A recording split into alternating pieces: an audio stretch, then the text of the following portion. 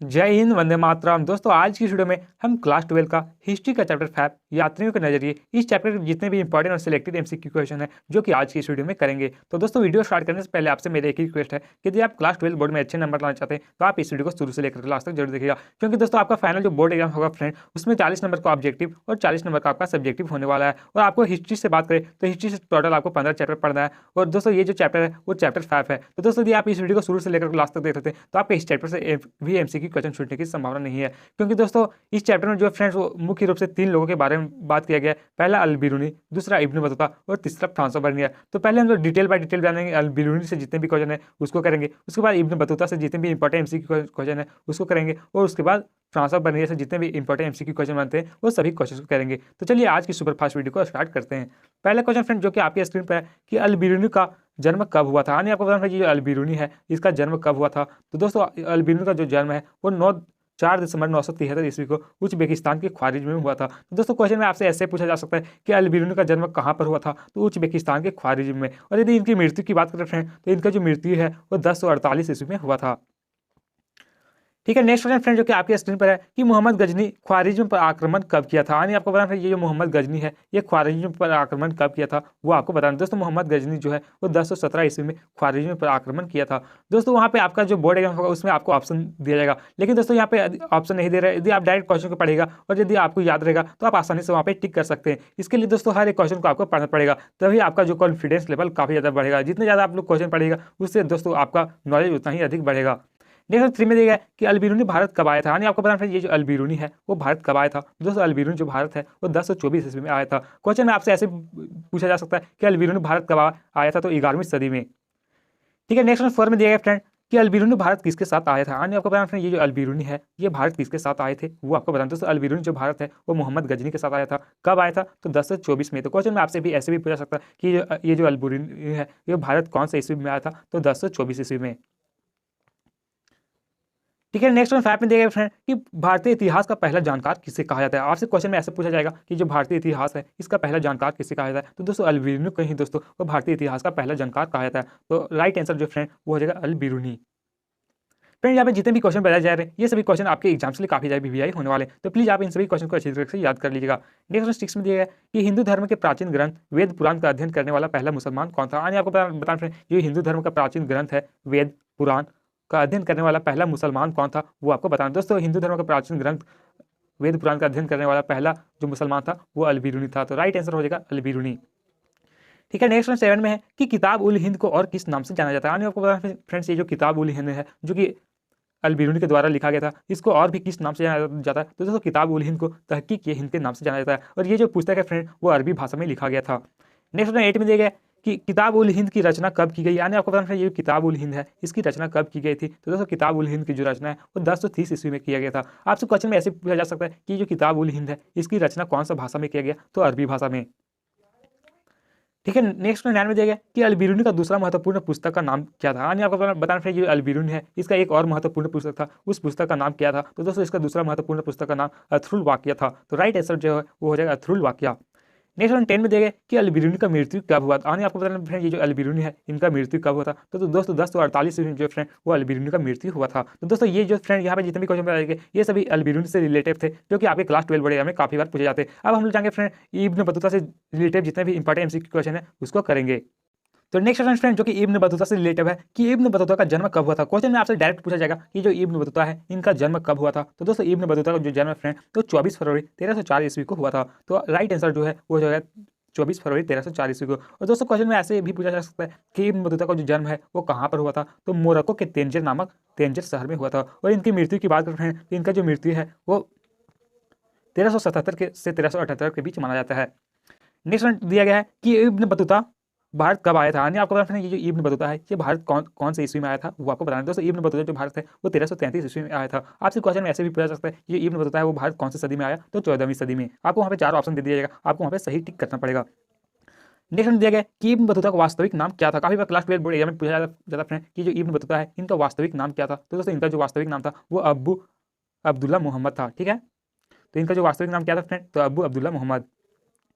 Next question है कि Ibn Battuta Bharat किसके साथ आया था। काफी ज्यादा वीवीआई क्वेश्चन फ्रेंड कि इब्न बतूता है वो भारत किसके साथ आए थे वो आपको बताना है। दोस्तों इब्न बतूता जो भारत है वो मोहम्मद बिन तुगलक यानी एमबीटी के साथ आया था। कब आया था फ्रेंड? तो 14वीं सदी में। ठीक है, तो आपसे डायरेक्ट क्वेश्चन में यहाँ पूछा जाएगा कि इब्न बतूता कब आया, कौन सी सदी में आया। दोस्तों आपको कंफ्यूज नहीं करना, डिटेल और डिटेल पढ़ते जाना है और आपको हर एक क्वेश्चन का आंसर आपको याद करते जाना है। नेक्स्ट दिया गया है कि इब्न बतूता मालदीव में कितने महीने तक रहा था। दोस्तों इब्न बतूता जो है वो मालदीव में 18 महीनों तक रहा था। तो राइट आंसर जो है वो हो जाएगा 18 महीना। नेक्स्ट दिया गया कि इब्न बतूता भारत में कब तक रहा था। यानी आपको बताना फ्रेंड ये इब्न बतूता है वो भारत में कब तक रहे थे। तो इब्न बतूता जो है वो भारत में 1347 ईस्वी तक रहे थे। और वापस जाने की बात करें फ्रेंड तो वापस जो फ्रेंड वो मोरक्को 1354 ईस्वी में गए थे। तो क्वेश्चन में आपसे ऐसे भी पूछा सकता है कि इब्न बतूता वापस मोरक्को कब गए, तो 1354 ईस्वी में। ठीक है, नेक्स्ट फ्रेंड जो कि आपके स्क्रीन पर है कि इब्न बतूता के द्वारा सुनाई गई कहानी को किसने लिखा था। यानी आपको बता फ्रेंड जो इब्न बतूता है ये काफी ज्यादा घूमे थे फ्रेंड इधर उधर। तो ये जो इब्न बतूता है ये जो कहानी सुनाए थे इस कहानी को किसने लिखा था वो आपको बताना। दोस्तों इब्न बतूता द्वारा जो सुनाई गई कहानी है इसको इब्न जुजाई ने पूरा लिखा था। और दोस्तों इब्न बतूता का एक महत्वपूर्ण पुस्तक है किताब उल रिहला, इसी में जो फ्रेंड इसकी जो कहानी सुनाया गया था वो पूरा इसमें लिखा गया था। तो आपसे क्वेश्चन में ऐसे भी पूछा जा सकता है कि इब्न बतूता की पुस्तक का नाम क्या है, तो किताब उल रिहला।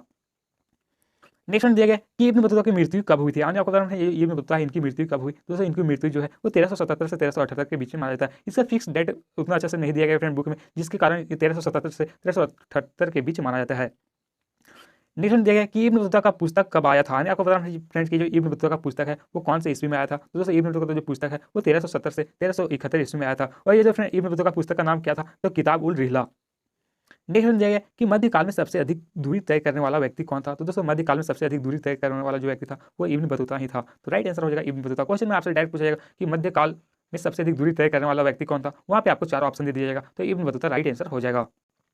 नेक्स्ट फ्रेंड जो कि आपके स्क्रीन पर काफी वीवीआई क्वेश्चन फ्रेंड कि इब्न बतूता ने अपने घर को कब छोड़ा था। आपको बताना फ्रेंड ये जो इब्न बतूता है इन्होंने अपने घर को कब छोड़े थे। तो दोस्तों 1325 ईस्वी में इब्न बतूता जो है वो अपने घर को छोड़ा था। तो राइट आंसर जो है वो जाएगा 1325। नेक्स्ट वन दिया गया कि इब्न बतूता भारत आने से पहले कहाँ गया था। काफी वीवीआई क्वेश्चन फ्रेंड कि इब्न बतूता जो है वो भारत आने से पहले कहाँ पर गए थे। तो मक्का यानी हज और मक्का की यात्रा किए थे। तो राइट आंसर जो है वो जाएगा हज और मक्का। यहाँ पे कुछ इंपॉर्टेंट क्वेश्चन दिया गया फ्रेंड कि इब्न बतूता के अनुसार जो दूरी है वो आपको बताना है। काफी बार क्लास 12 बोर्ड एग्जाम में पूछा जाता है कि मुल्तान से दिल्ली की दूरी कितना है इब्न बतूता के अनुसार। तो 40 दिन जो फ्रेंड वो मुल्तान से दिल्ली की दूरी थी। यदि आपसे क्वेश्चन में ऐसा भी पूछा जा सकता है कि दौलताबाद से दिल्ली की दूरी कितनी थी, तो 40 दिन। नेक्स्ट क्वेश्चन आपसे ऐसे पूछा जा सकता है कि सिंध से दिल्ली की दूरी कितनी थी। तो दोस्तों सिंध से दिल्ली की दूरी जो है वो 50 दिन की थी। दोस्तों मुल्तान से दिल्ली और दौलताबाद से दिल्ली की दूरी 40 दिन का था और सिर्फ सिंध से जो दिल्ली है उसकी दूरी 50 दिन का था। आपसे नेक्स्ट क्वेश्चन ऐसे पूछा जा सकता है कि घोंसले से निकलता पंछी किसे कहा जाता है। काफी वीवीआई क्वेश्चन फ्रेंड, इस क्वेश्चन को आप लोग सभी वीवीआई कर लीजिएगा कि जो घोंसले से निकलता पंछी है वो किसे कहा जाता है।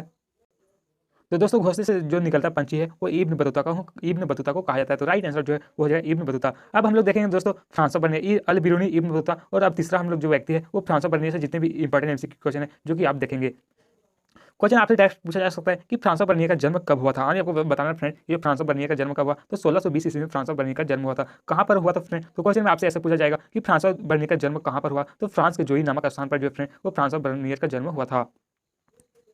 नेक्स्ट क्वेश्चन है कि फ्रांसो बर्नियर भारत कब आया। यानी आपको बताना फ्रेंड ये जो फ्रांसो बर्नियर है ये भारत कब आए थे वो आपको बताना। तो फ्रांसो बर्नियर जो है वो भारत 1656 ईस्वी में आया था। क्वेश्चन में आपसे ऐसे भी पूछा जा सकता है कि फ्रांसो बर्नियर भारत कब आया। तो 17वीं सदी में। ठीक है, नेक्स्ट क्वेश्चन है कि फ्रांसो बर्नियर किससे प्रभावित होकर भारत आया। आने को फ्रेंड ये फ्रांसो बर्नियर है वो किससे प्रभावित होकर भारत आया। तो अल बिरूनी और इब्न बतूता से प्रभावित होकर जो फ्रेंड वो फ्रांसो बर्नियर भारत आया था। नेक्स्ट दिया गया है कि फ्रांसो बर्नियर किसके काल में भारत आया। आने आपको बताना फ्रेंड ये जो फ्रांसो बर्नियर है वो किसके काल में भारत आया था। तो शाहजहां के काल में जो फ्रेंड वो फ्रांसो बर्नियर भारत आया था। नेक्स्ट दिया गया कि फ्रांसो बर्नियर ने किस पुस्तक की रचना की। यानी आपको बताना फ्रेंड ये जो फ्रांसो बर्नियर का पुस्तक है उस पुस्तक का नाम क्या था। तो दोस्तों फ्रांसो बर्नियर का जो पुस्तक है उस पुस्तक का नाम travels in the Mughal empire था। काफी बार क्लास 12 बोर्ड में एग्जाम कि जो travels in the Mughal empire है वो किसकी पुस्तक थी। तो फ्रांसो बर्नियर की। क्वेश्चन में आपसे ऐसे भी पूछा सकता है कि फ्रांसो बर्नियर की पुस्तक का नाम क्या था। तो travels in the Mughal empire जो कि फारसी भाषा में लिखा गया था। क्वेश्चन में आपसे ऐसे भी पूछा जा सकता है कि फ्रांसो बर्नियर का जो travel in the Mughal empire था वो कौन सा भाषा में लिखा गया था। तो फारसी भाषा में। नेक्स्ट दिया गया है कि फ्रांसो बर्नियर का पुस्तक कब प्रकाशित हुआ। आने आपको पता है ये जो travels in the Mughal empire था वो कब प्रकाशित हुआ था। तो 1670 से 1671 के बीच में दोस्तों ये जो पुस्तक है वो प्रकाशित हुई थी। तो फ्रेंड्स हम लोगों ने दोस्तों अल बिरूनी, इब्न बतूता और फ्रांसो बर्नियर से जितने भी इंपॉर्टेंट एमसीक्यू क्वेश्चन है जो कि अब कर लिए दोस्तों। अब हम करेंगे इस टाइप के जितने भी इंपॉर्टेंट और सिलेक्टेड क्वेश्चन है वो करेंगे मिक्स क्वेश्चन करेंगे जो कि आपके क्लास 12 बोर्ड में काफी पूछे गए हैं। यहाँ पे जितने भी क्वेश्चन बताएंगे ये सभी क्वेश्चन काफी ज्यादा वीवीआई होने वाले। तो प्लीज आप इन सभी क्वेश्चन को अच्छी तरह से पढ़िएगा। नेक्स्ट दिया गया है कि भारत में निजी भूस्वामी का अभाव था किसने कहा। आने आपको बताना ये जो भारत में निजी भूस्वामी का अभाव है वो किसके द्वारा कहा गया। तो फ्रांसो बर्नियर के द्वारा जो दोस्तों वो कहा गया कि भारत में निजी भूस्वामी का अभाव था। नेक्स्ट देखें कि यात्रियों का सरताज किस यात्री को कहा जाता है। आपको पता है जो यात्रियों का सरताज है वो कौन सा यात्री को कहा जाता है। तो दोस्तों मार्को पोलो को जो दोस्तों वो यात्रियों का सरताज कहा जाता है।